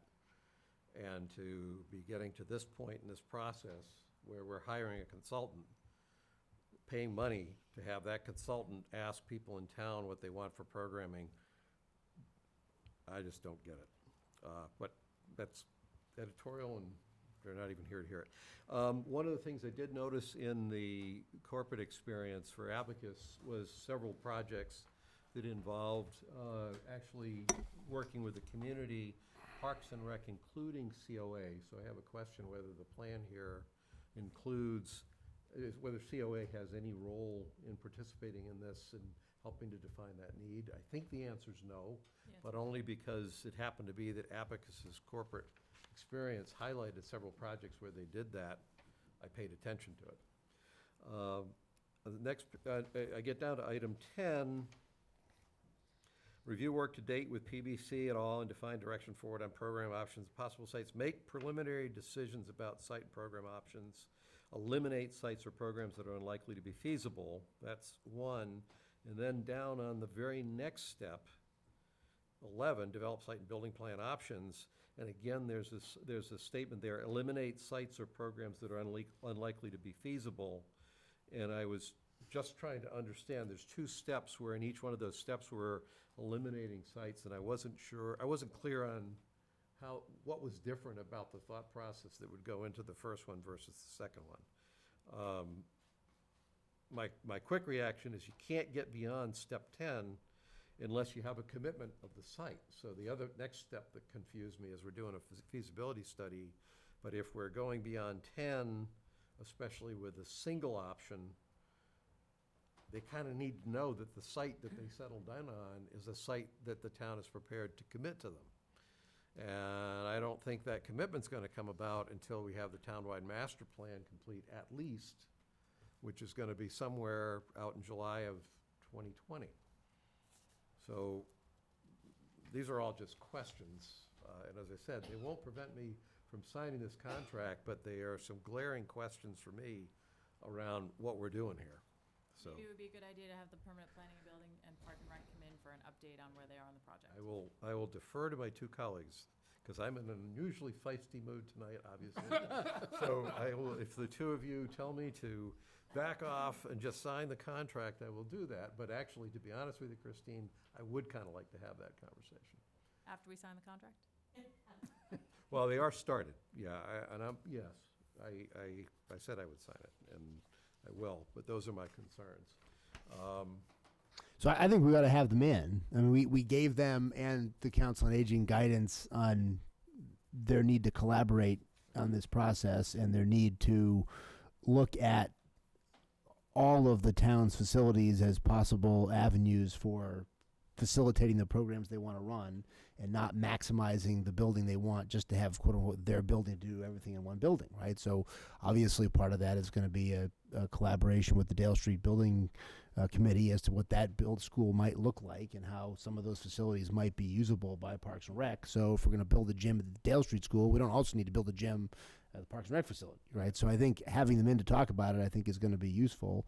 I think my preference would be to have them in when they have something to say, in terms of as opposed to if they're really just at a preliminary phase and there's not that much to say. I'd rather have them in when they're at some inflection point. If you want to have them in between steps 10 and 11 to get an update, or at some point, I think that would make a lot of sense and would be a good use of our time in the summer. Well, let me, some of where I'm coming from, Mike, is actually being responsive to some of the issues you've raised, like the issue around, gee, if we're going to build a gym in the school, are you thinking about this not in terms of this is my building, but rather I have a program and how do I maximize the resources that we have in town? If those kinds of questions are not on the table at all, then if we wait until they're ready to tell us something, the answers to those questions will be, no, we didn't look at it, but. No, I don't mean until the end. I just mean as they get far enough in this process that there's more to say than just we've started looking at this and this is. So my question on the COA, they'll get partway through the process and then they'll be ready to talk about something. You'll ask that question and they may say no. And then it's like, so then do they go back and, do they have to do rework? Issues around, multi-site options is another one that if you don't have that on the table early on in their thinking, then they'll get 25% or 30% of the way through the process, $50,000 of the 150,000 will be gone, and they'll come in and we'll say, well, what about this, this, and this? And they'll say, oh, no, we didn't do that, but we're in phase two, so Yeah. that's the. No, I'm fine with that. I just want to make sure that we don't have them in and they say, well, we need to do 10 more things before we can answer that. And I think certainly before they start to winnow it down to one site. Right. And I want to have a discussion with them when it's at least 3. Right. At some point in this process to say, because it does relate to the townwide, it connects with these other issues That's a piece that we're where- dealing with. That's a piece of where I'm coming from. It's like I felt that this process was premature, given the townwide master plan, but we were doing what we're doing. But we're gonna get to a point where they need to know they have a site, and we won't be in a position probably to give them that commitment at the exact time when they have it. What's even scares me more than that is I try to play out the scenario around the financing. If they're planning to come to the town for financing, now, I don't know how big a facility this is, so I don't know whether this is a big deal or a little deal. But when I look at the kind of timing it sounds like they might be on around looking for funding to build a facility, and I map that onto the Dale Street School project, and I put 5 years around either side of the peak in the Dale Street School project, I see a black hole where there's no good time for this to be. If that's their plan, there's no good time to do this for another 10 years. And they may say, well, we don't care, we've waited 20 years, we want it this way, or we ought to at least have that conversation up front that says, here's where the cards are, how do you want to play this hand? And then everybody's on the same sheet of music. Okay, so, having said all that, it sounds like we would like to have Parks and Rec come in and have this kind of a conversation around exactly what they think they're doing under this contract. But Well, the only issue would be whether everyone's on the same page for the scope of work. yeah, The Permanent Planning Building Committee and Park and Rec are on the same page for the scope of work. so presumably they have answers for all my questions, which I'll look forward to asking. At this point, though, from an administrative standpoint, we have to sign a contract. Could I have a motion? Move to sign the Abacus contract. Second. All those in favor? All right. Aye.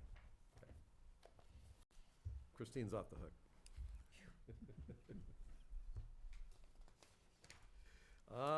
Let's see, town administrator requests the selectmen vote to approve and sign insurance proposal for state hospital property. Yes, this is our annual renewal for our insurance.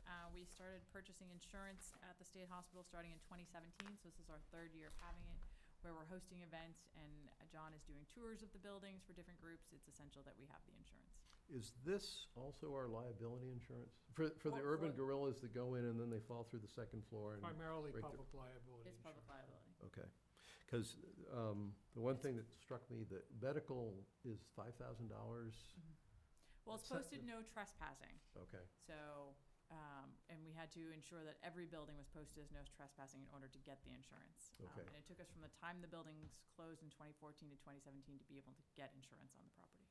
So, I don't want to speak to the choir, 2 of the 3 of you being attorneys, but insurance follows the law. So the law is what establishes whether there's liability or not, whether, and you may have insurance that you'll never actually utilize because the law basically precludes the claim.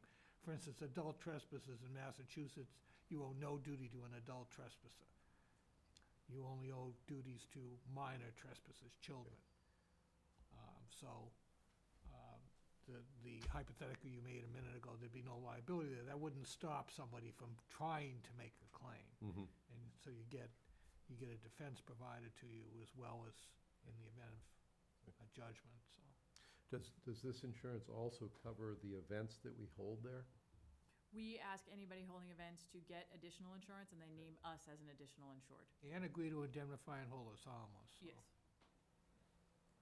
So this is more for our events that we're running up there. Okay, Particularly when we had the movie company up there, we needed to have our own insurance as well. We were letting them okay. inside. And when a dog walker, whether a Chihuahua gets into an altercation with another walker with a Doberman Pinscher, and the dog walker gets attacked and mauled, whose insurance covers that?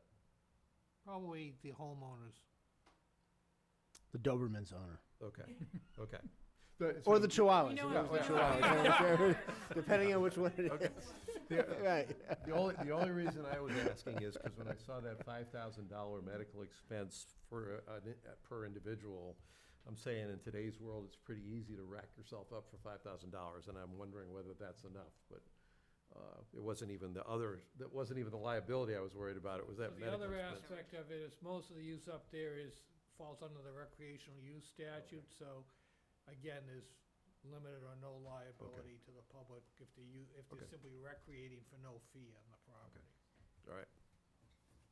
Good enough. Get a motion? Move to approve the signing of the insurance. Second? All those in favor? Aye. Aye. Okay, done.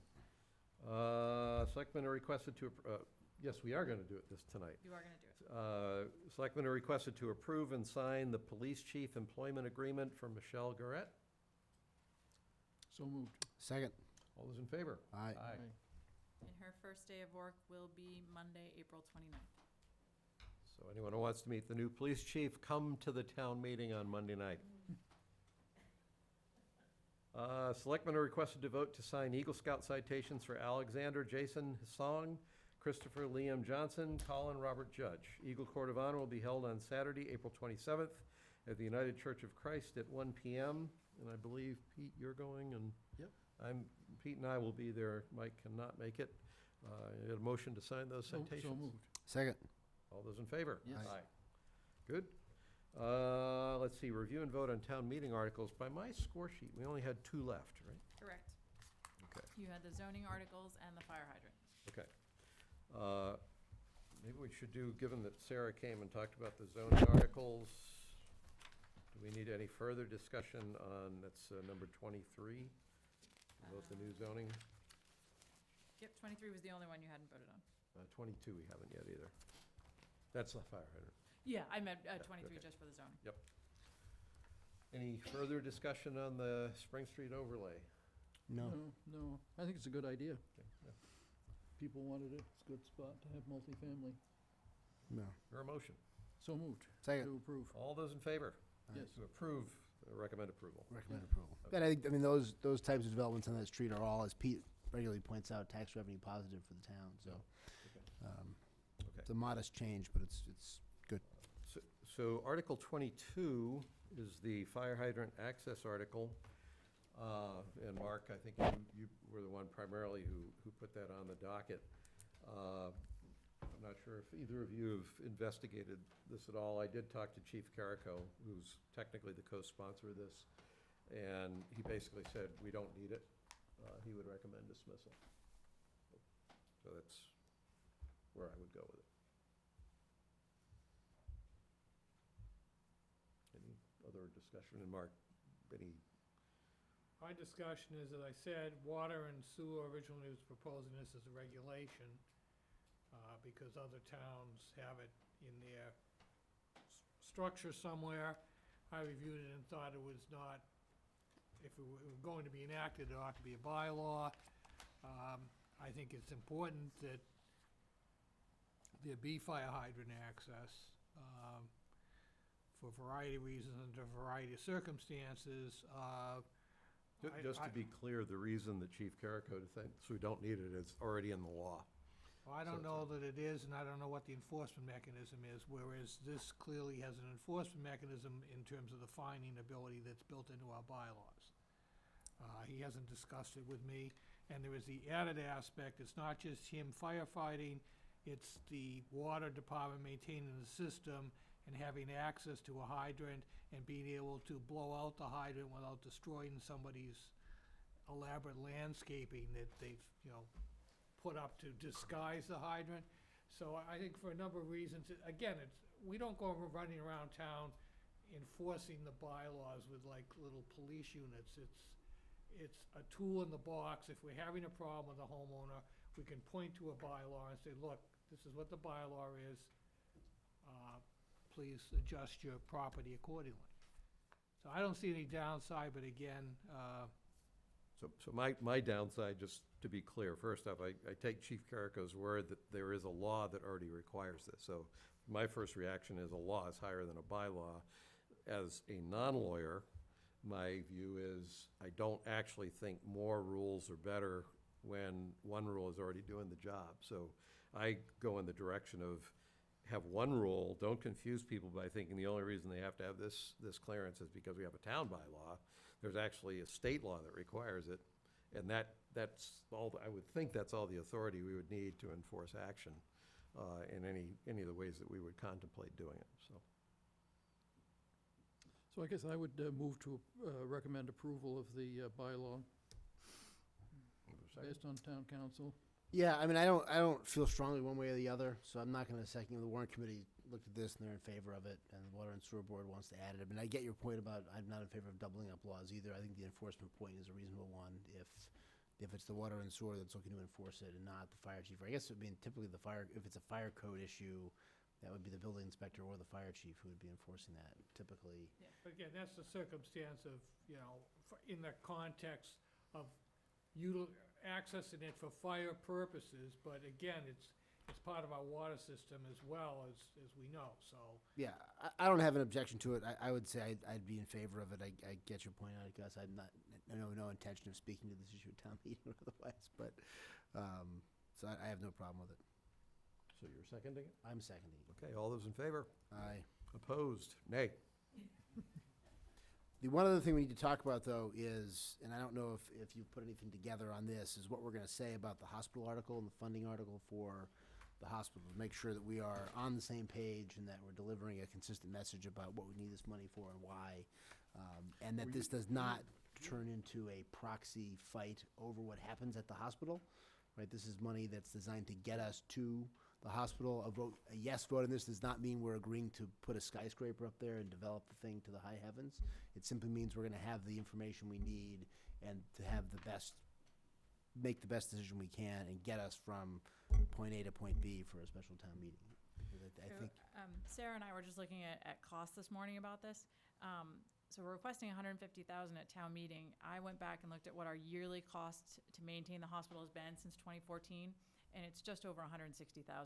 So if we don't vote the $150,000 to move this project forward, we're still committed to at least $160,000 each year to maintain the property. But that part's in the So right now we we're have. mixing apples and oranges in that discussion, though, because this is for the development of the hospital. Right. So last year, the concern was people didn't vote $150,000 to move the project forward because they were tired of spending money at the state hospital. The problem is we're still committed Absolutely. for $160,000. I have approximately $198,000 left in the state hospital revolving fund. I don't have another movie lined up to come in right now. So, we can probably make it one more year with what we have in the revolving fund, and then we're gonna be looking for at least $150,000, if not $175,000 each year, because with every year, the maintenance costs are increasing. We just went out to bid for a roof project because some of the roofs are starting to show some severe damage. So I think the $150,000 we really need to spend to move this project forward, and it's not going to alleviate the costs that we're spending on a yearly basis. Just as an aside, the budget framework that I pushed for, part of a piece of why I pushed for what I did was when the development article last year got voted down, which was only $75,000, and people said they didn't want to spend any money on it. That rang an alarm bell for me, because it's like, well, but we don't have a choice about spending money to maintain and secure the property. So actually, part of what went into my thinking around that third or fourth segment of the budget is this is not actually one of the things that people can get to decide whether to spend money on or not. It's an obligation of the town, and that's actually why I moved it up that way. But then so far, last year and this year, we haven't had to go after that money We've because been the lucky. revolving fund has covered it, so. And that's not going to last forever, especially with our costs increasing up there.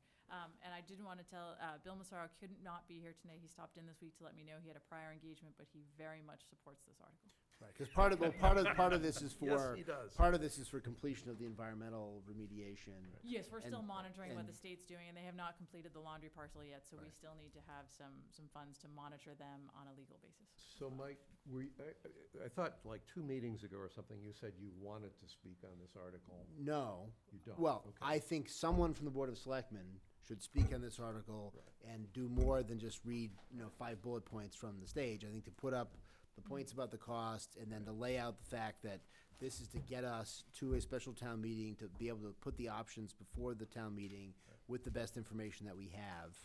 and that if we don't have that technical assistance, we're gonna be going to a special town meeting or not going to a special town meeting without having the best information we have to present to the special town meeting. So I'm happy to do it. I wasn't thinking I was going to do it. But someone needs to speak to it.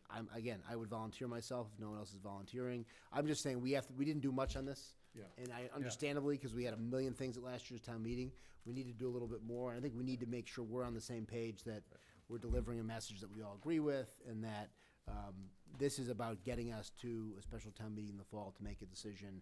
This is not a commitment that we're going to develop the property or that we're going to do any one thing in particular. It's to get us to the point to make that decision. So I'm happy, given that I'm the liaison to the development committee, I'm happy to do that. I'm also happy to defer to you. I actually thought at one point you said you wanted to do it, so I was like, I don't care, because we'll. I hope I didn't say that. If I did, I apologize for misleading everyone. It doesn't matter. A couple of things. Number one, the development committee's meeting tomorrow night, so we'll be in a discussion on that. I know one of the things that Todd has brought up is whether there's anything that the development committee can do before the town meeting, which the window now is pretty narrow. Right. By way of education. So at this point, I will plan to speak to this article unless you tell me you would like to be the one to speak. But I would be quite happy to get actually both of your inputs and thoughts on what I should say. Yeah. I have an idea what to say, but Yeah. I don't think we have big disagreements on what we think needs to be said around this. So. Yeah. And I think it would be helpful if we had a slide or two that had the sort of carrying cost aspects to it, Yes. and had what we're going to spend the money on to get us to a town meeting in the fall, right? And that so it does not turn into, if you're against development, you should vote no on this. We'll just shut it down. It's whatever, because there's no free option. So even for the people who are against development, there's going to be something put on the table that's going to cost something for covering these costs of the property, and we need to develop that too, right? So we have to be able to have a coherent proposal before the special town meeting that covers both eventualities, because there's no free answer. It's spending money one way or spending money the other. And so I think I'm happy to have you. I'm already speaking to the Hinckley article, so Okay. if you want to do that, and we can fine tune it. Do you want to talk about anything at this? We can fine tune it at the meeting Monday before town meeting, but a slide or two on those details would be helpful. Just because I think last year was such a busy town meeting, it kind of got lost. I think just to make sure people understand what it's for. And yes, it's taken a long time. Yes, it's cost a lot of money, but we do need this to get to the end. Okay. Pending items, the discussion of Selectmen's email policy. I'm going to just suggest we defer that. We don't have anything a whole lot new to deal with on that one. Let's see, consent calendar. That's almost everything we have left, almost. It's a lot. So I had a More than question I even knew it was. on one consent calendar question, and Ms. Scotty might want to stay just to hear the answer to this before. I saw the request on here from Mr. Petter, the managing partner of Zealous Beer Company, for a Father's Day trail run and post-race after party at Rocky Woods. And my question is, does that mean that his other road race proposal is off the table? It is, as far as I'm concerned. We met with him probably 2 weeks after they came to present before the Board of Selectmen. Both Chief Carrico, Interim Chief Wilhelmi, and I made suggestions on how they could change it, how we could work better to do the proposal. They said they'd go back and retool it, and we have not heard from them since. Okay. So maybe there's going to be a Father's Day trail run instead. Okay. Just as an informal comment related to that, seeing as we, at this point, look like we shot them down on their in-town run, my son. Our conversation was not to shoot them down. It was I just know, to make I it know. work better. So But we're trying to make I it have a work. son who picked up some of their beer, and then I tried another one, and I can attest that it's good beer. It's refreshing. So just All right. a plug for a Medfield business that's emerging and trying to grow. Beyond that, the new items, at least because they're in red font, so I don't think I saw them before. Medfield Garden Club requests permission to post signs May 10th through May 18th, advertising their annual spring plant sale to be held Saturday, May 18th. Transfer Station Recycling Committee requests permission to post signs April 29th to May 26th, promoting May is Green Month in Medfield. And the Medfield Food Cupboard requests permission to place signs advertising the annual letter carrier's food drive scheduled for Saturday, May 11th. Are there any of these items on the consent calendar that we need to pull out, or can we just approve them all? I would move the entire consent calendar. I second. All those in favor? Aye. Aye. Okay, they're all done. Town administrator update. I have a couple of things. Just to remind everybody, we are changing our town hall hours on May 7th. That week, we will be open on Tuesday evening until 7:30, and from that point forward, we'll be closed on Thursday evenings. The conversation has come up several times about whether or not the Board of Selectmen would entertain dedicating this hall to Michael Sullivan. And if so, if you're going to move that forward, I'd like to work with his family. We were never able to give him his proclamations from the State House, and we'd like to present them to his family here during that dedication. And if we can indicate that we're doing that, Scott would like to announce that at town meeting. This is dedicating the This building. hall. No, this, instead of being Chenery Hall, it would be the Michael J. Sullivan Hall. Several people have talked to Richard DeSorga, who has said that would be appropriate, and had no issue with renaming the room for him. So if you want to think about it, we can talk more about the 7th, but Scott was just looking to talk about it if it was. Say we should name the outside of the building for him. Okay. You can, No. still think about it if you want. That's, I think it's appropriate to name the room for him. Yeah, I I do don't think too. it bars us from naming other things for him as well. Incidentally, the only reason I hesitated at all is I don't know enough about why the Chenery room was named after Chenery. He So, donated the money to build the town hall. The first time around, it burned down twice. okay. But I don't think, I think Richard said there's no restriction, No no restriction requirement on that it be named for him. It's a personal thing that you honor people until nobody can remember who they are, and then you find somebody else to honor. I just want to make, got it. Okay. Oh, and one other thing, I don't know if you've noticed, there is, at the Meeting House Pond across from the Dwight Derby House, there is a approximately 1-year-old beaver who is stuck in the pond. I had Barry Mandel out there today and the animal control officer. Apparently the beaver went over the little dam that's there and is stuck and cannot get out. It is past beaver permit season, so we can't pull them out. Barry is working with the DPW to try and raise the water level in the next couple days so that they can walk out and relocate themselves or go back over where they came. But we can't, without a permit, pull them out of the pond, so I know. Is it physically stuck in something, or is it just, Just swimming and but it can swim in the pond? It can swim in the Okay. pond, it's just. It's not like wedged into a No, pipe no, or no, no, something? no, no, it's stuck in the large pond, but Barry was just concerned there's no way to get food or anything in that area of the So pond, eventually so it'll die and starve. Are we allowed to feed the beaver? I will ask. I mean, I think there's a They- lot of they neat eat ways. greens and branches and stuff. Yeah, he just I know. didn't think there was enough to sustain it, and it was young So enough that. We'd be killing it's- beaver, okay. And Yes. we So- do like to kill beavers, but not out of Huh? season. There's one. Not right in front of everyone. So, just You know, to give you an update on I never would have guessed being a selectman would involve the complex moral issues that we face on a weekly basis. It's kind of, that's all I have. They shot a young moose in downtown Natick a few years ago. you know, we got some catching up to do.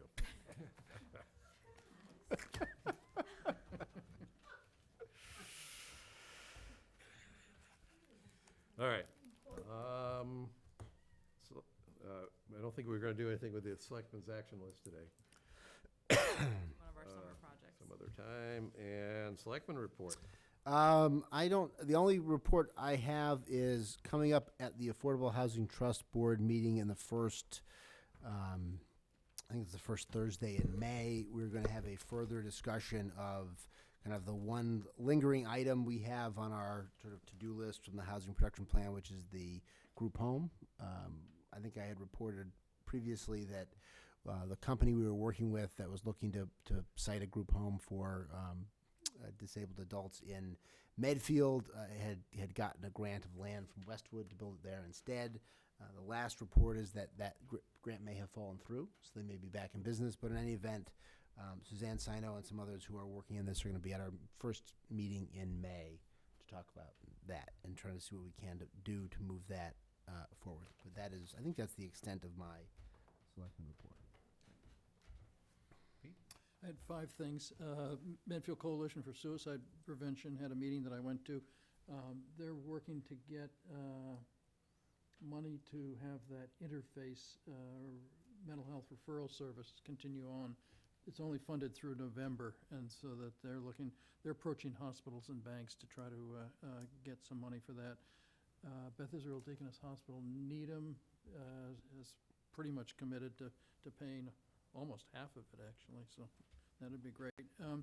The Medfield Foundation Community Board that's working on the Legacy Fund met last night, and we're getting about 1/5 of the way to the $1 million endowment that we're looking to create for the town.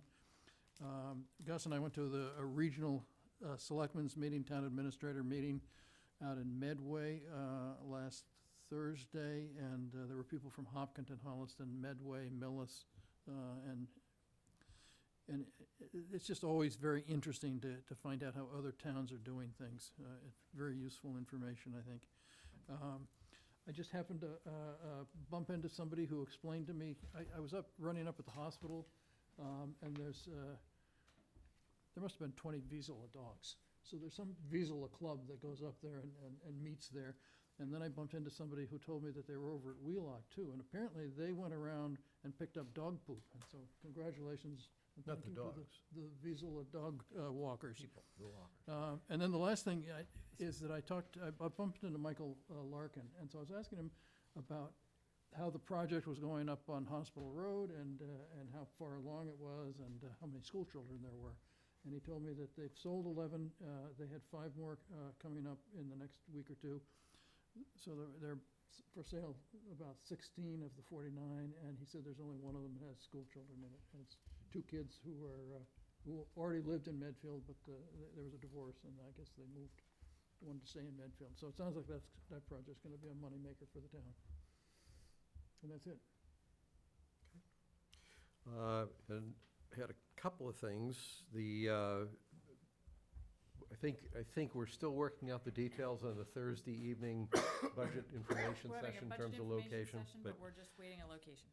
For people who are interested in discussing the budget, we have a somewhat more relaxed conversation this year than I thought we were gonna head into when I thought we were gonna be dealing with an override. But given that we're going into town meeting without plans to have any kind of an operating override on the docket, this becomes a little bit more relaxed conversation about the budget. Nonetheless, we do have some information, and the point in trying to do this is to explain the budget to people in a way that's a little bit more intuitively easy to understand than looking at the list of budget items that are in the warrant report. So we are planning to still have that meeting. It will be on Thursday night. The Thursday night appears to be a very busy night for meetings here in Medfield, so we're having a difficult time finding the exact location.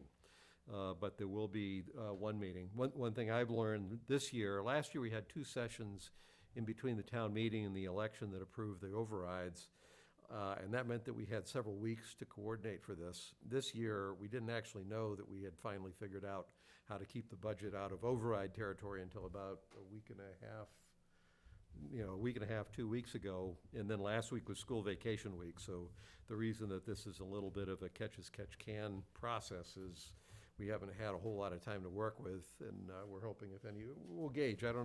We don't know how many people will be even interested this year, given that we're not talking about an override. But we are planning to have a session on Thursday night, and as soon as we get the location, we'll have that word out.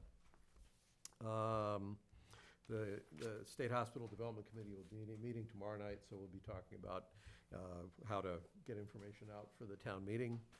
And they're coming in the second week, the second meeting that we have in May, to kind of give you all an update on, or us all, an update on where they are in their efforts.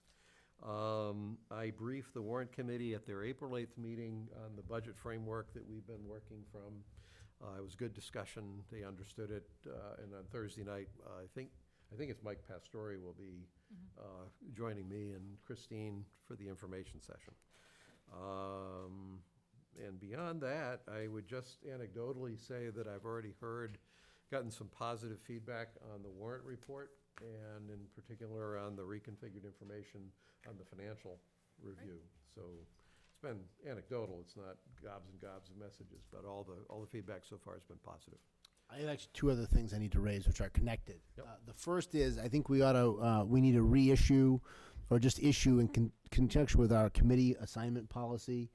May is when we have to reissue the memo to all the committees about updating us on what they're doing. I think the only changes we need to make is we've had changes in the names of the committees, and so we've just got to change that exhibits that lists which committee it goes to, but otherwise, I think we can send that out. Second thing is we are going to have a vacancy on the board of the Affordable Housing Trust. Jack Wolf has moved to Medfield. The warrant committee will not be Medway, right, moved away from Medfield, right. The warrant committee is not going to be recommending or nominating anyone for that spot. They're not required to, and they're not going to. I think they're busy enough is probably the reaction. So we'll have at least one vacancy. I should know at our next meeting whether we'll have any more, but we should get the word out that for people who are interested to let us know. The one thing I can say, one of the perks of joining this year is we'll be taking the summer off. So someone who volunteers to fill this position might not actually have to go to a meeting until September. So consider that when thinking about whether to volunteer. Yeah. That's all I had. Does anybody have anything else? No, we're good. Amazing. It's only 9:05. I feel like I'm shirking my duties, but. I would move that Gus tell stories until 11:30. Okay, do we have a There's motion? no second for that, Pete. Motion Move to adjourn then. Second. All those in favor? Aye. Aye. Yep. We'll see you all on Monday night, we hope. Yep.